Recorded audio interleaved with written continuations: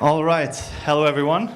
I'm Lum Ramabaja, co-founder of Open Cybernetics. Today, I'm going to talk about how to democratize AI.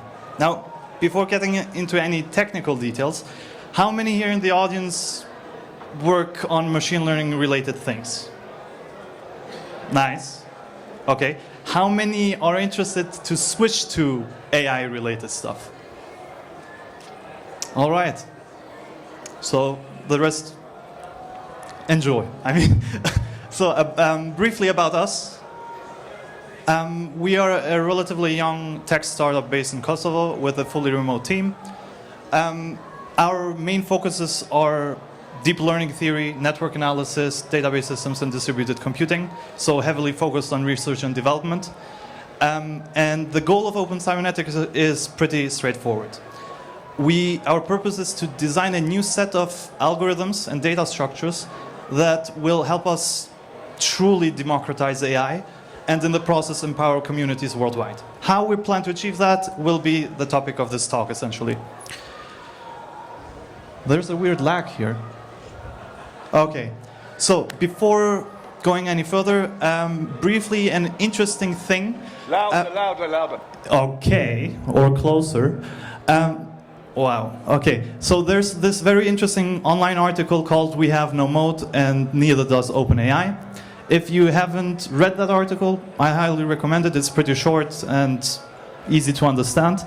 It is a document that got written by a Google engineer for internal usage. It was shared everywhere internally until it got leaked, where the author/engineer essentially describes why corporations pushing for closed-sourced AI systems will have a very hard time on the long run to compete against open-source alternatives. I'll just move there because my sound is annoying. Sorry. So a few interesting bullet points from that article are stuff like we have no secret sauce, people will not pay for a restricted model, and giant models are slowing us down, etc., etc. He gives some interesting arguments for all the points, and I essentially agree with most of the points. However, since the document got leaked, we have seen quite a rise in open source AI models popping up on a weekly basis. But I guarantee, and I'm pretty sure that open source AI models, the usage of those models have not really increased, even though the article claimed the opposite. Just as a question, how many here use GPT/ChatGPT, large language models on a daily basis? Pretty much everyone. How many use open source alternatives? Wow, okay, 2. That's already more than I expected. Okay, but the reason for this very strong contrast, even though the article is right in assuming that one cannot monetize AI systems. However, AI can be profitable in the presence of asymmetries. And this is where the article basically doesn't get it right. So to elaborate what I mean by asymmetries, there are different types of asymmetries. For example, information asymmetry is when you as an entity have access to, let's say, data that others don't have. And you can train a model with data that others don't have. As a result, you have a competitive advantage. And essentially, that's your moat. The information asymmetry is what enables you to generate profit, and others don't, they can't do that. Another type of interesting information asymmetry is if someone has knowledge about, let's say, a neural network architecture that others don't know about, don't have that information. As a result, let's say your model has some abilities that other models don't have. Again, that's an information asymmetry, which helps you generate profit. However, the focus in this talk is the resource asymmetry. So even though we have a lot of very impressive open source models right now, we don't see that many startups actually using them for real world services and applications. And the reason for that, in my opinion, is because running large language models is unbelievably expensive. We usually talk about how expensive training these models is. We know that training an LLM can cost millions of dollars, but we often ignore how expensive running these models is. As an example, the daily queries for ChatGPT can cost about 1 gigawatt hour. To translate that, that's like saying on average 33,000 US households, which is quite a lot. Most startups don't have access to this kind of capital. As a result, we have an asymmetry. Some corporations have deep pockets, startups don't, and we don't really see competition and usage of open source models. Now, our goal is to change that. However, for open source AI models to really take off, we need to figure out how to reduce the costs of these models. And I'm not only talking about reducing it by a little bit, I'm talking about orders of magnitude. Okay, so the reasons for those costs are quite simple. They're mathematical in nature. So it has also to do with hardware, but underneath it's all math. There are hidden complexities. We know, for example, that in a conventional linear layer for a neural network, our computation complexity is ON. Basically what that means is that when we provide an input during forward propagation, we activate all the neurons in the neural network. However, for these large language models, there's a specific step in the architecture called the self-attention step, and that part is ON squared. Now, for the non-technical people in the audience, essentially the higher your computational complexity is, the more computations you have to perform in the background, and as a result, it will cost you more energy, and energy means more money. So the reason large language models are so expensive is because right now we have that blue line there, computational complexity-wise. Now, luckily, there are ways how to fight off complexity. A lot of clever researchers and scientists came up with various architectures and model designs where, like, for example, the lin former, per former, riff former, long former, a lot of formers, which essentially try to reduce the computational complexity from ON, from n squared to, let's say, ON.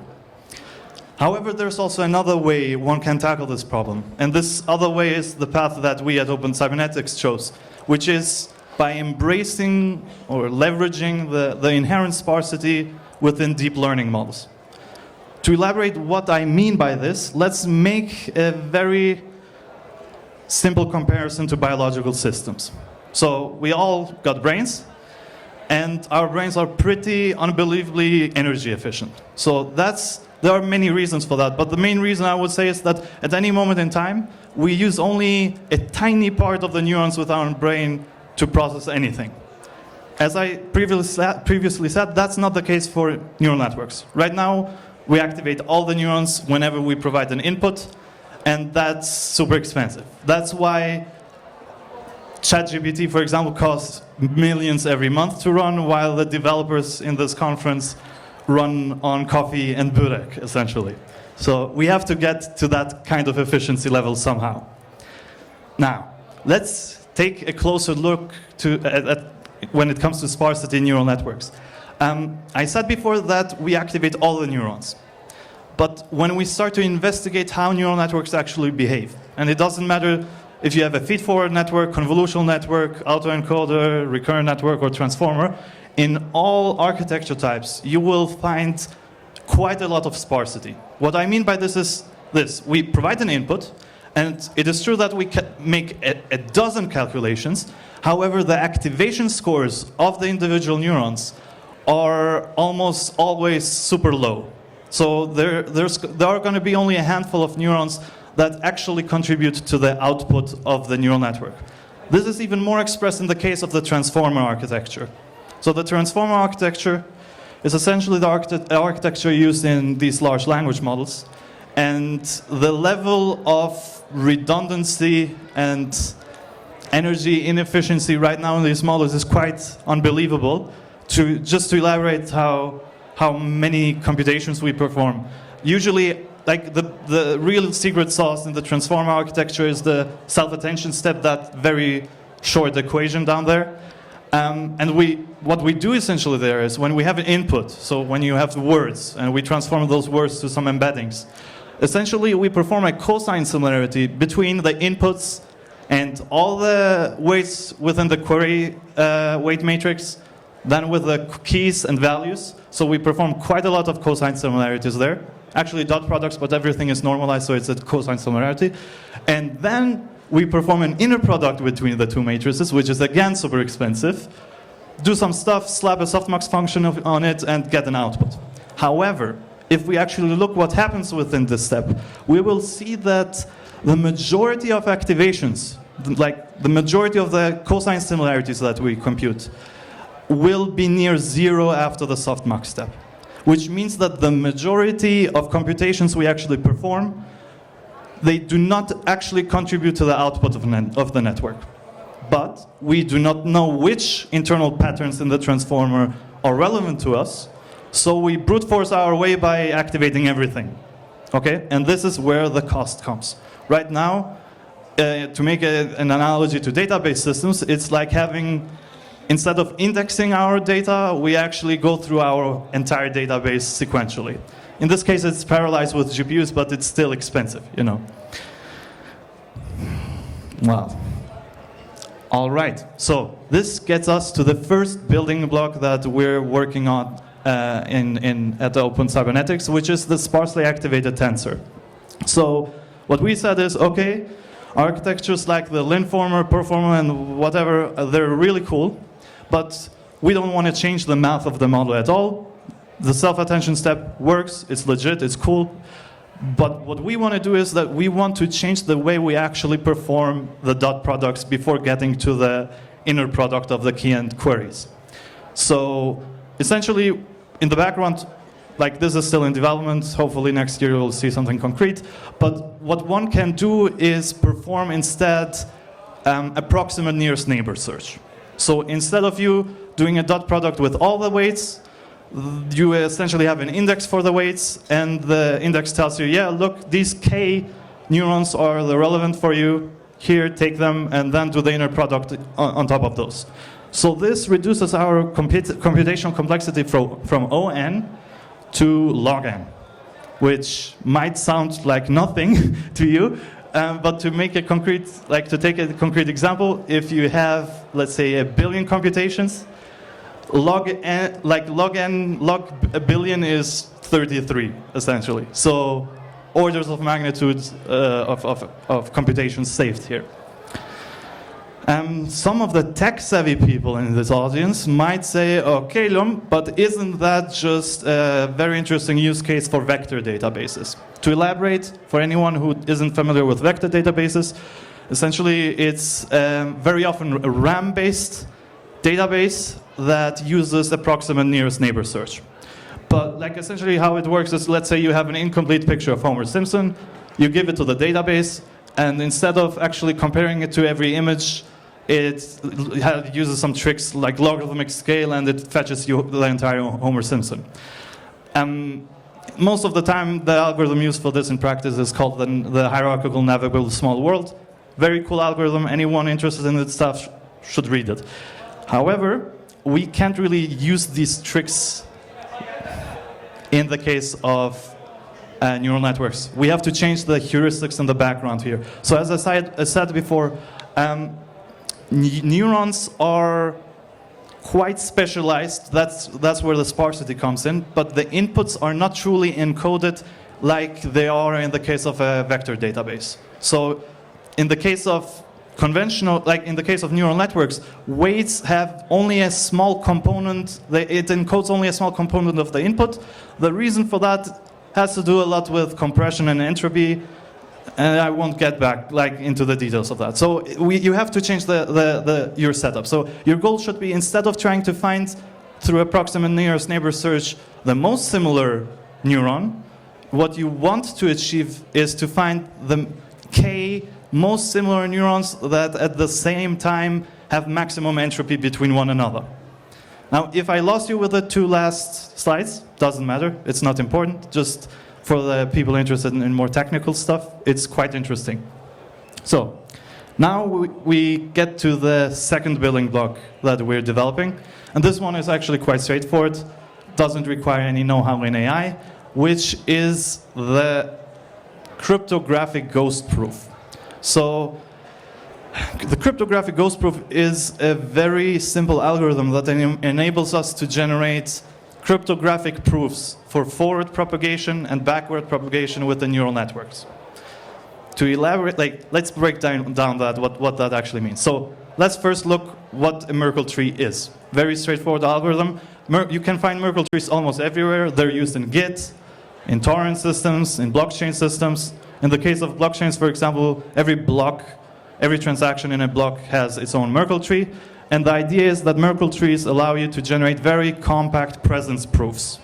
What I mean by presence proofs in this case is, let's say, the blockchain example is the easiest one to understand here. So let's say someone wants a verification that the transaction happened within a specific block. So what you do is, instead of actually sending the entire block to someone, which is bandwidth expensive, what you do is you take all the transactions, which are the leaf nodes down here, and then you hash them sequentially until you get a root hash, which is called the Merkle root. And when you want to prove the presence of, let's say, a transaction, you simply provide those green hashes, and the recipient of that proof can prove that, yes, that element, let's say that transaction, truly happened inside that block. Now, the cool thing is that we can technically, once we embrace the idea of using sparsity within deep learning models, we can use the same technique within deep neural network models, if this pointer works. Okay, great. So once we have a sparsely activated tensor, so imagine every column is actually a neuron.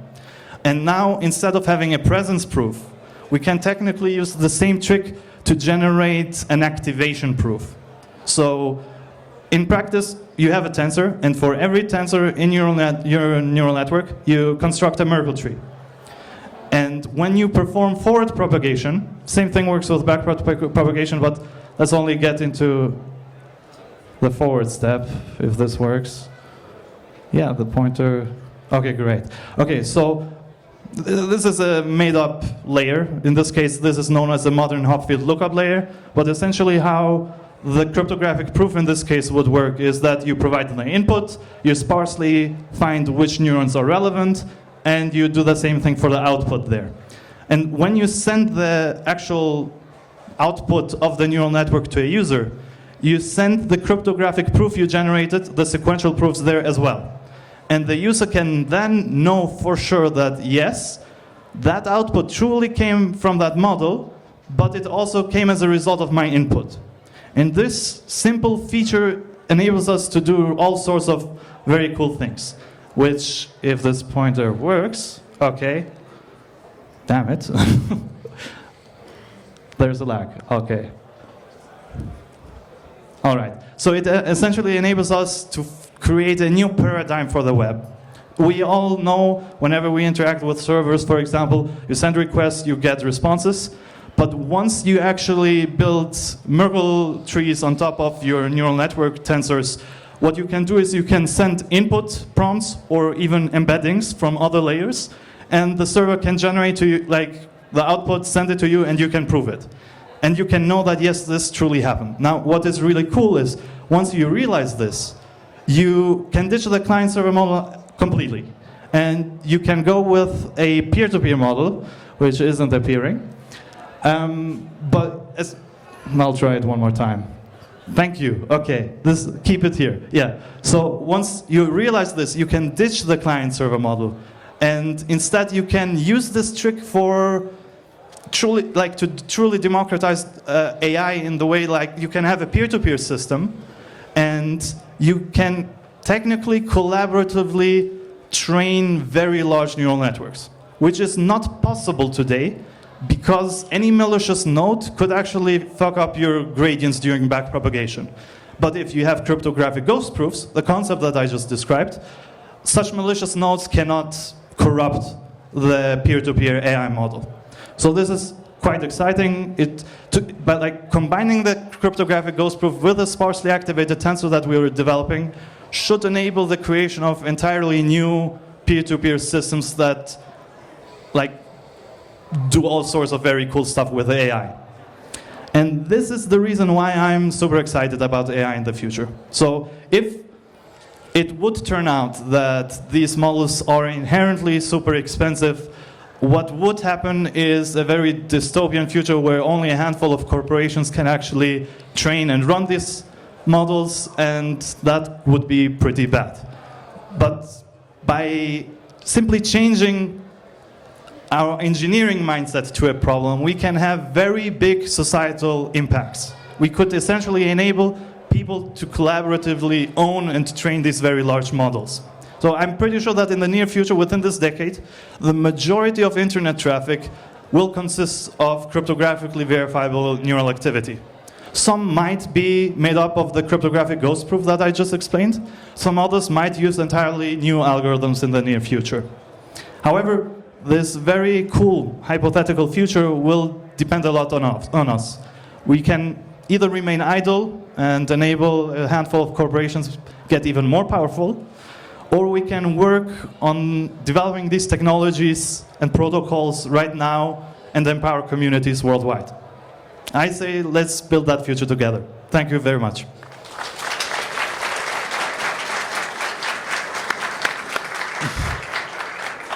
Does anyone have any questions? It's very complicated. Gentleman there, please. Give us a mic. Yeah.